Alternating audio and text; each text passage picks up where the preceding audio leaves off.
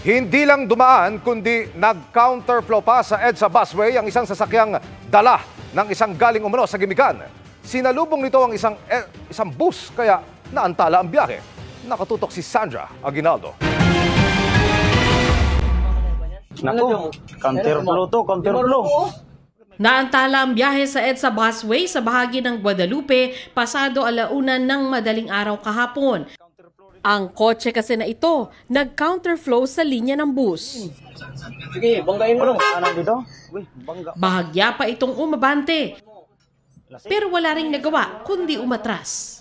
Siguro bago siya umatras po, mga 2 minutes pa siguro bago siya umatras po eh. Parang gusto niya, ibig sabihin niya, parang kami pa siguro yung may mali. Gaano kahabay inatras niya? Mga 100 meters po ma'am. Mga 15 minutes po ma'am. Di siya marunong umatras eh. Minsan mag-gutter siya eh. Yung mga pasahero, yung iba, nagalit na kasi malilate na sila eh.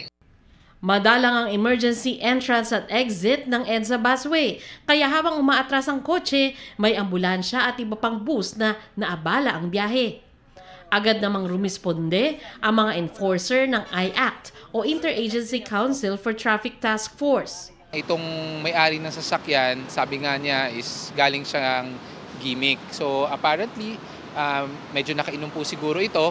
And based on the informations that we were able to gather, lumagpas po siya sa pupuntahan niya, which is supposedly going BGC siya, kung saan siya umuwi.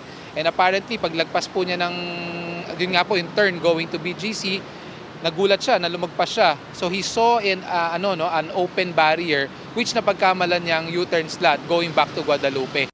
Kung hindi otorisadong dumaan sa busway, mahaharap sa penalty na 5,000 to 30,000 pesos depende kung pang ilang violation mo na. Pwede ring makansela ang iyong lisensya. Para sa GMA Integrated News, Sandra Aguinaldo, Nakatutok, 24 Oras.